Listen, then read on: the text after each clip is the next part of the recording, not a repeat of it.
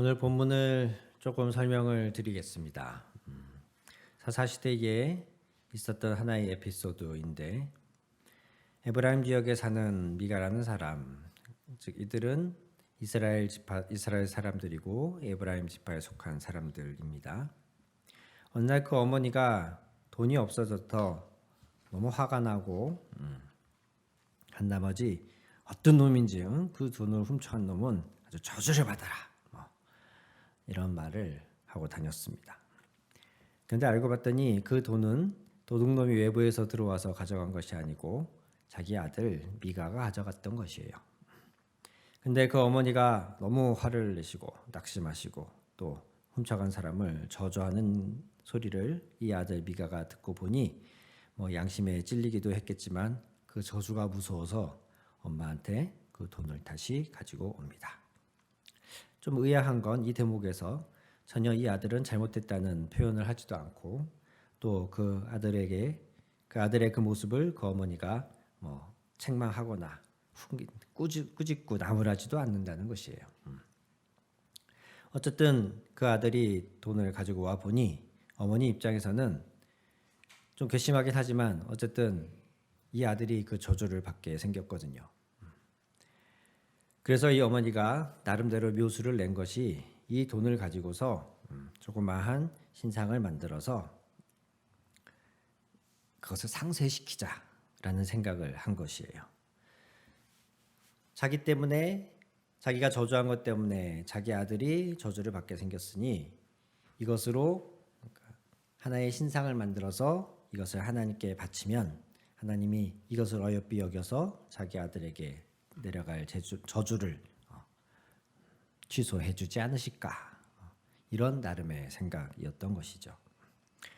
그래서 4절에 보시면 그 어머니가 그 은돈 200냥으로 조각한 목상에 은을 입히고 그것을 자기 아들에게 주었다라고 되어 있습니다.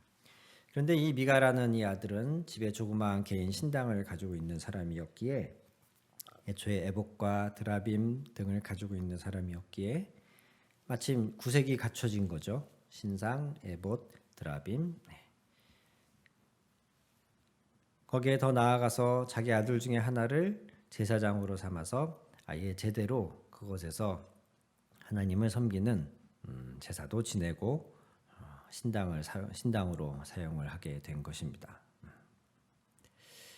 이런 1절에서 5절 사이의 이야기는 전혀 그 전통적인 여호와 신앙에 해당하는 모습이 아닙니다. 신상을 만든다는 것 자체가 우상 만드는 것을 금하신 하나님의 뜻을 거역하는 것이고, 자기 집에 개인 신당을 차려놓고 거기에서 특히 레위인도 아닌 자기 아들을 제사장으로 삼아서 거기서 임의로 하나님께 제사 지내고 한다는 것은 하나님이 기뻐하시는 모습이 아닙니다. 그래서 이것을 한마디로 6절에서 그렇게 설명하고 있는 것이에요. 사람들은 저마다 자기의 뜻에 맞는 대로 하였다. 자기 생각에 옳은 대로, 자기가 생각했을 때 이렇게 하는 것이 좋겠다 싶은 그것대로 그 당시의 사람들은 하나님을 섬겼다라고 말하고 있는 것입니다. 심지어는 나중에 17장 후반부로 가보시면 마침 길을 가던 한 레위인이 이 미가의 집에 머물게 되거든요. 그러자 그 레위인과 이런저런 이야기를 해보던 이 미가가 잘됐다. 당신이 우리 집에 제사장으로 있어 주십시오. 이렇게 요청을 합니다. 그러니까 이 미가도 내심 조금은 찝찝했던 거예요. 자기 아들을 제사장으로 세워서 제사장 역할을 하게끔은 하였지만 그래도 뭔가 마음 한켠에 불편한 구석이 있었는데 마침 길을 가던 사람이 레위인이라니까 아이고 잘됐네. 그러면 당신이 레위인이니까 우리 아들보다야 조금 더 제사장을 할 명분이 있지 않겠어. 해서 이 제사장 레위인을 자기 집 개인 사설 제사장으로 자기 집에 눌러 앉히게 됩니다. 그러면서 이 미가가 뭐라고 하냐면 17장 13절에 이렇게 말하고 있어요. 미가가 아주 기분이 좋아진 거예요. 자기 집에 그 신상도 생겼죠. 에봇과 드라빔도 있죠. 또 레위인이 제대로 제사장 역할을 하게끔 이제 사람도 고용을 했죠. 이렇게 하고 나니까 기분이 좋아서 미가가 말하기를 이제 레위 사람을 제사장으로 삼았으니 주님께서 틀림없이 자기에게 복을 주실 것이라고 생각하였다라고 말하고 있습니다.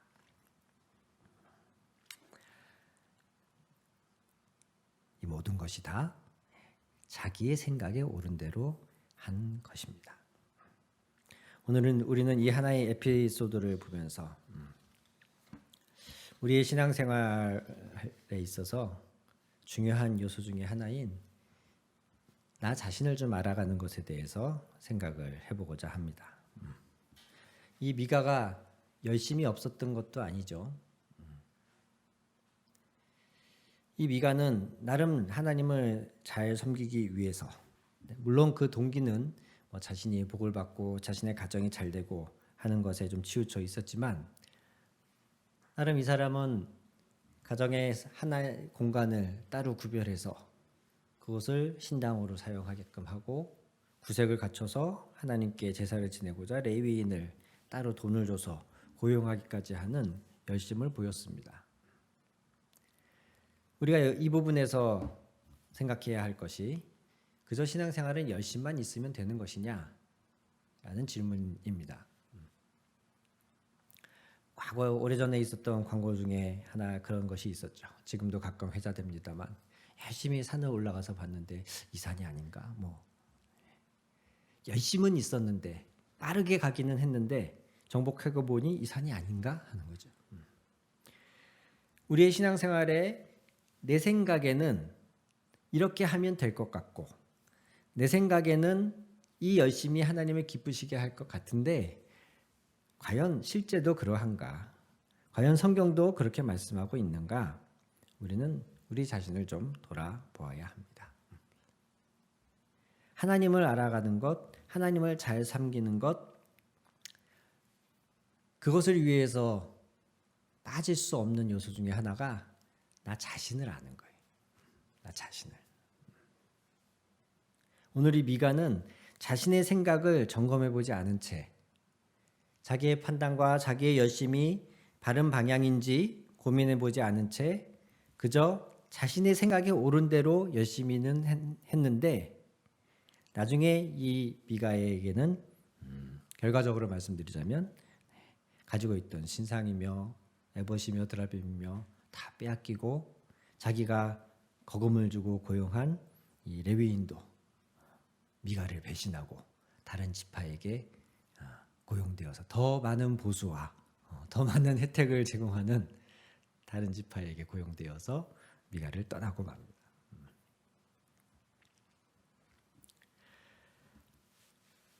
우리 자신을, 내가 가지고 있는 생각을 하나님 앞에서 좀 점검받는 과정이, 그런 어떤 일상이 우리 신앙생활을 건강하게 지켜주고 정말 하나님이 기뻐하시는 신앙생활로 우리를 이끌어 줄 것입니다. 그리고 그렇게 할 때에 진정 약속되어져 있는 축복도 누리게 되는 것이죠. 그럼 여기에서 어떻게 해야 우리가 우리 자신을 좀 알면서 내 생각, 내 방법, 어떤 나의 스타일이 정말 하나님을 기쁘시게 하는 것인지 우리가 점검하면서 신앙생활을 할 수 있을까? 한번 생각을 해보려고 하는데요. 오늘은 두 가지 이야기를 해보려고 합니다. 첫 번째는 빠질 수 없는 것이 역시 하나님의 말씀이죠. 나를 하나님의 말씀 앞에 지속적으로 비추어 보는 것입니다. 디모데전서 1장 7절에 그런 말씀이 있어요. 어떤 율법교사가 있는데 그들은 자기들이 무엇을 말하고 있는지 또는 무엇을 주장하고 있는지도 모른 채 율법을 가르치고 있다. 이렇게 바울이 비판합니다. 스스로 율법교사라고 자처하고 가르치는 사람들이 사실은 자기가 무슨 소리를 하고 있는지도 모른 채 주장하고 있다라는 것이에요. 평범한 사람도 아닌 율법을 가르친다고 하는 사람들이 어떻게 그럴 수가 있을까? 여러분은 어떻게 생각하십니까? 오늘날로 치자면 오랫동안 신앙생활 하신 교사 경력 30년 되시는 그런 분들 중에 장로님이나 심지어 목사님들 중에 그분의 가르침이 사실은 전혀 성경적이지도 않거나 본인이 하는 이야기에 참 의미도 그 깊이 있는 깨달음도 없이 말씀을 가르치고 있는 사람이 있을 수 있다는 거잖아요.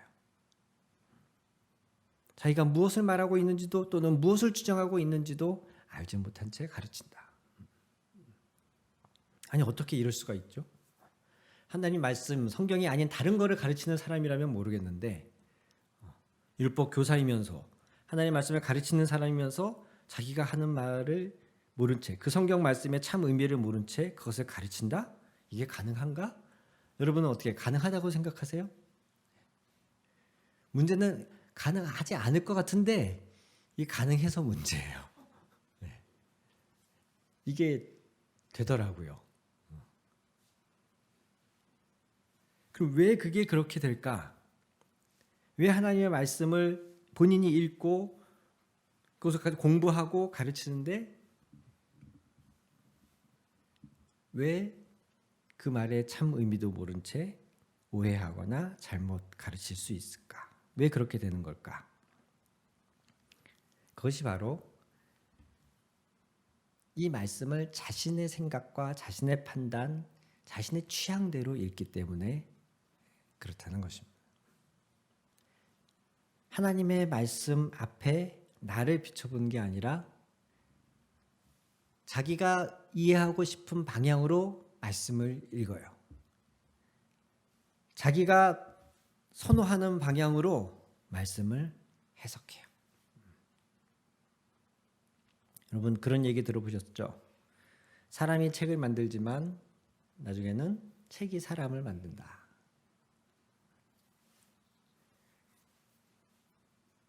처음에는 내가 어떤 책을 선택하는 것 같지만 나의 어떤 취향이나 나의 성격으로 어떤 스타일의 어떤 방향의 책을 편식해서 읽다 보면 나중에는 그 책의 내용에 내가 갇히게 되는 경우가 생겨요. 하나님의 말씀을 이 말씀이 내게 하시는 말씀으로 그런 태도로 보고 읽어야 되는데 내가 읽고 싶은 방향으로 그 말씀을 읽다 보면 점점 내 그 틀만으로만 하나님 말씀을 보게 되는 거예요. 그러니까 무슨 말씀을 읽어도 어떤 사람들은 다 하나님이 복 주는 얘기로만 읽는 거죠. 예수를 위하여서 그의 치욕에 참여합시다. 그분의 십자가를 집시다. 이런 말씀은 잘 들어오질 않고 아니 그런 말씀을 읽어도 그렇게 하면 꼭 뒤에 복을 주신다라고 결론을 내려요. 십자가 자체가 그리스도의 그 섬기는 삶에 참여하는 것 자체가 목적이 되는 게 아니라 그렇게 하면 복을 주시니까 섬겨라. 결론이 꼭 이렇게 나는 사람이 있어요.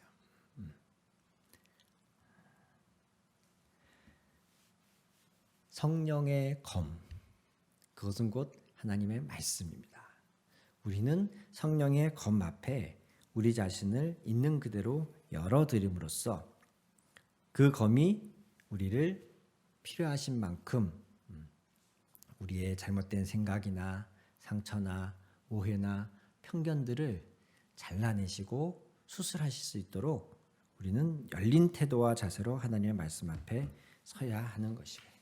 단순히 말씀을 많이 읽는 게 중요한 게 아니라 이처럼 내게 말씀하소서 주의 종이 듣겠나이다 하는 자세로 말씀 앞에 서야 한다는 것이죠.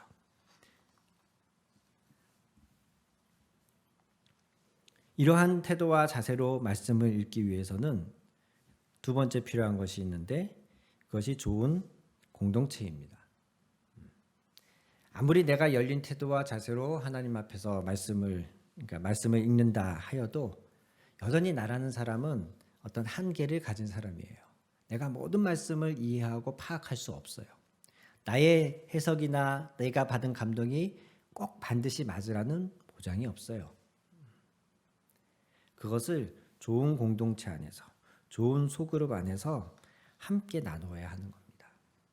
더 나아가서는 나라는 사람이 어떤지 나는 보지 못하는 모습을 타인들은 볼 수 있거든요.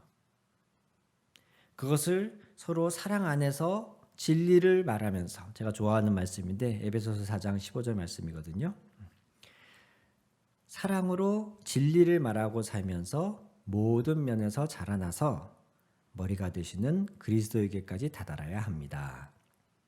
에베소서는 교회에 대한 이야기를 많이 하고 있습니다. 교회가 어떤 것이냐, 교인들은 어떤 관계를 형성해야 하느냐, 이것을 많이 말하고 있는데, 성도는 서로 그리스도의 한 몸이다.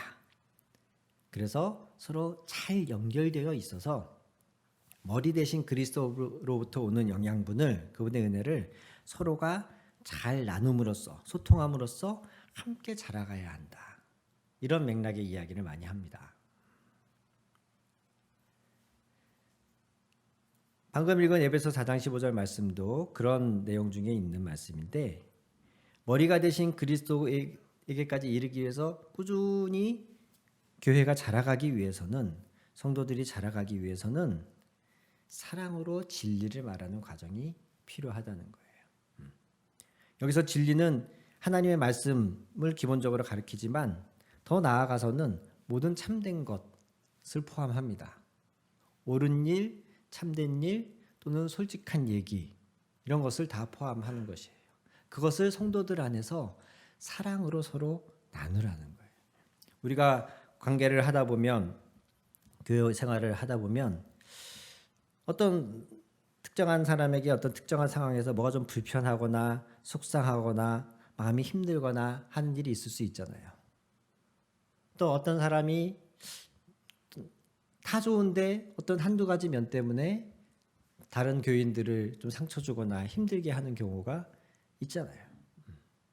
어떤 사람은 추진력이 있는 건 좋은데 반면에 내 주변에 있는 사람들한테 좀 막대하는 경향이 있는 사람 있어요. 추진력도 좋은데 성격도 워낙 좋은 이런 완벽한 사람이 별로 이게 보기 힘들어요. 그 반대도 마찬가지죠.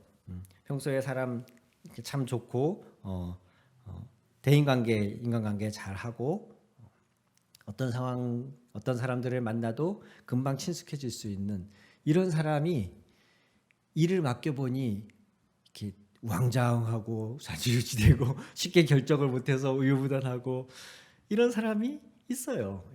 이건 다 개인의 성향과 기질, 살아온 상황, 이 모든 것에 의해서 영향을 받기 때문에 완벽한 사람은 있을 수 없거든요.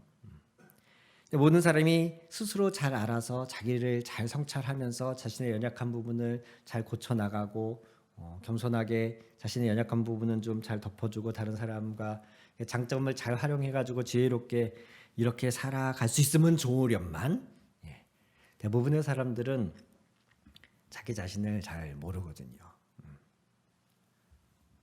나의 이러한 면이 타인에게 어떻게 느껴지는지, 타인이 혹 힘들어하지는 않는지 이런 부분을 눈치 못 채고 사는 사람들도 적지 않아요.